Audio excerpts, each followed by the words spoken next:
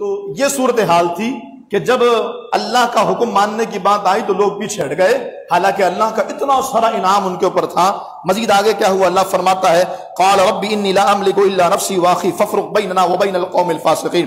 موسیٰ علیہ السلام نے عرض کی اے رب میرے، مجھے اختیار نہیں مگر اپنا اور اپنے بھائی کا، تو تو ہم کو ان بے حکموں سے جدا کر دے۔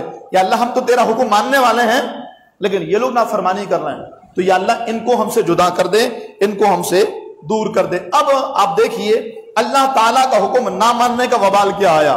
اللہ فرما رہا جہاد کرو، نکلو اللہ کی راہ میں، اور یہ ساری تعلیمات دے دی گئی تھی کہ اتنی بڑی فوج سے نجات دے دی ہے تو ان سے بھی اللہ تعالیٰ تمہیں ان میں بھی سرخرو کر دے گا، نکلو۔ انہوں نے نہ مانا، پھر کیا ہوا؟ اللہ فرماتا ہے قال فإنها محرمة عليهم 40 سنة يتيهون في الأرض فلا تأس على القوم الفاسقين۔ فرمایا تو وہ زمین ان پر حرام ہے، 40 سال تک بھٹکتے پھریں زمین میں، تو تم ان بے حکموں کا افسوس نہ کھاؤ۔ ان پر اللہ کا عذاب آ گیا، اللہ نے فرمایا ٹھیک ہے نہیں جاتے، 40 سال تک تم اسی زمین میں رہو گے۔ کہا جاتا ہے کہ جو بنی اسرائیل کی تعداد تھی وہ کئی لاکھ تھی، اور وہ جو زمین تھی وہ چند میل کی مسافت پر تھی، وہ اس زمین سے نکلنا چاہتے تھے، 40 سال تک نکلنے کی کوشش کرتے رہے۔ وہ صبح جہاں سے چلتے تھے شام ہوتی تھی وہیں کھڑے رہتے تھے، چند میل کی مسافت بھی ان سے طے نہ ہو سکی، جہاں سے چلتے دوبارہ شام پر وہیں پر نظر آتے۔ یہ اللہ نے ان پر عذاب کیا کہ وہ چاہ کر کے بھی اس زمین سے نکل نہ سکے، وہ چاہ کر کے بھی اس ماحول سے باہر نہ آ سکے۔ بالکل اس صورتحال کو موجودہ کنڈیشن پر سمجھیے، آقا دو عالم علیہ السلام کی ناموس پر، ختم نبوت پر، حضور کی عزت پہ حملہ ہوا، کہا دکانیں بند کر دو یار، کاروبار بند کر دو یار، حضور کی عزت کا معاملہ ہے۔ ممتاز قادری کو سزائے موت دے دی گئی، یار بند کر دو، کچھ احتجاج کرو، کچھ اپنا حق استعمال کرو، اتنے بڑے سانحہ نہیں جی، کاروبار کا مسئلہ ہے، بچوں کے اسکول کا مسئلہ ہے، بچوں کی فیوچر کا مسئلہ ہے، کیا کریں یہ مولوی لوگ بلا وجہ ہر مسئلے میں آ جاتے ہیں، بلا وجہ ٹانگ اڑاتے ہیں۔ ہمارے فیوچر کا کیا ہوگا، ہمارے کاروبار کا کیا ہوگا، ہمارے مستقبل کا کیا ہوگا، ہماری معیشت بیٹھ جائے گی۔ فیض آباد بند کیا گیا، کہا ہماری معیشت بیٹھ رہی ہے، یہ مولویوں نے 4 دن سے بند کر کے رکھا ہوا ہے، رب کا عذاب آ گیا، اور کورونا کی صورت میں اللہ نے اپنا وبال نازل فرما دیا۔ سب کچھ بند، اسکولز بند، کالجز بند، یونیورسٹیز بند، کاروبار بند، معیشت بیٹھ گئی، زمین بوس ہو گئی، کسی کے ہاتھ میں کچھ بھی نہیں رہا، سب بے بس ہو گئے۔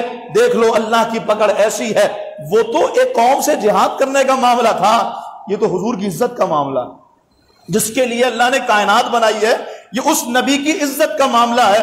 قوم نہ بولی، ابھی بھی موجودہ صورتحال میں بھی وہ میرے ایک شاگرد مجھے بتا رہا، جب عزت رسول پر لوگ سیدھی گولیاں کھا رہے ہیں تو لوگوں نے، رکشے والوں نے کہا کہ یہ ان بدتمیزوں نے، اور بڑے غلیظ جملے استعمال کیے، انہوں نے ہمارا جو ہے کاروبار ٹھپ کر کے رکھ دیا ہے، اور بلا وجہ میں 2 دن 3 دنوں سے انہوں نے بند کر کے رکھا ہوا ہے۔ پھر آ گیا، اب دیکھیے پھر لاک ڈاؤن آ گیا، 6 بجے سب کچھ بند کرنے کا آرڈر آ گیا، آرمی کے ذریعے SOPs کو فالو کروایا جائے گا۔ کتنی بڑی اللہ کی پکڑ ہے، اللہ اکبر کبیرہ۔ یہ تو حضور کا صدقہ ہے کہ ہم پر وہ عذاب نہ آیا، 40 سال ایک ہی جگہ بیٹھے رہو، جا ہی نہ سکو، ہمیں تو پھر بھی کچھ ریلیف مل جا رہا ہے۔ لیکن یاد رکھیے یہ عزت رسول کا معاملہ ہے، اس پر کوئی سمجھوتا نہیں ہوگا، آپ نہیں مانو گے اللہ دوسری طرح سے کروا دے گا، اور حضور کے گستاخوں کو تو اللہ خود ہی کافی ہے۔ انا کفیناک المستہزئین، پیارے تیرے گستاخوں کو تیرا رب کافی ہے۔ لیکن ہماری محبت کا تقاضا یہ ہے کہ حضور کی عزت و ناموس پر نکلا جائے، حضور کی عزت پہ پہرا دیا جائے۔ بس ایک جملہ قبلہ بابا جی کے حوالے سے، قبلہ بابا جی فرماتے ہیں ایک مجذوب سے پوچھا، مجذوب جو اپنے ہوش کھو بیٹھا ہو، جو مرفوع القلم ہو جائے، کبھی انشاءاللہ ان کے حوالے سے وہ قرآن حدیث کی روشنی میں بیان کریں گے۔ کہا اس مجذوب سے پوچھا گیا کہ آپ مجذوب کیسے ہوئے، آپ تو بہت بڑے اللہ کے ولی، دیگر اور کام کرنے، اچانک سے جذب کی کیفیت کیسے آ گئی؟ تو وہ مجذوب کہنے لگا کہ بھائی جس وقت حضور کی ناموس پر حملہ ہوا، حضور کے خاکے چھپے نا، تو میں اس وقت عمرہ کرنے گیا ہوا تھا، میں اس وقت مدینے میں تھا۔ تو کہتے ہیں ایک رات میں نے خواب میں پیارے مصطفیٰ علیہ السلام کو دیکھا، اور حضور کا ایک جملہ میرے ہوش گنوا بیٹھا، میں ہوش گنوا بیٹھا، میں نے اپنے خیالات اور اپنی تمام تر چیزیں جو میرے دل دماغ سب اڑ گئی، اور میں مجذوب ہو گیا۔ کہا وہ جملہ کیا تھا؟ میں نے سرکار کو دیکھا، سرکار بڑے جلال میں ہے، اور حضور کے ساتھ ابو بکر و عمر بھی ہیں، اور میرے محبوب علیہ السلام فرما رہے ہیں مجھے دکھ ان لوگوں کا نہیں ہے جنہوں نے خاکے چھاپے ہیں، مجھے دکھ ان لوگوں کا ہے جنہوں نے میری ناموس پر کوئی لفظ نہ بولا۔ جنہوں نے میری عزت پر آواز بھی نہ اٹھائی، نام میرا، محبت کا دم میرا بھرتے ہیں، دعوی عشق مجھ سے کرتے ہیں، اور جب حضور کی میری ناموس پر حملہ ہوا ایک لفظ ان سے نہ بولا گیا، فرمایا مجھے ان سے گلا نہیں ہے، تکلیف تو ان لوگوں سے ہوئی ہے، کہ بس حضور کا یہ جملہ اور جلال بھرا انداز ایسا تھا کہ میرے ہوش ختم ہو گئے اور میں حالت جذب میں آ گیا۔ یہی وہ عمل ہے، یقین جانیے، جس پر بندہ سرخرو بھی ہوتا ہے اور دنیا اور آخرت کی کامیابی اس کا مقدر بنتی ہے۔ بس ایک بات مان لیجئے، ساری عبادتیں یقیناً ضروری ہیں، حضور کی عزت ہر عبادت سے زیادہ ضروری ہے۔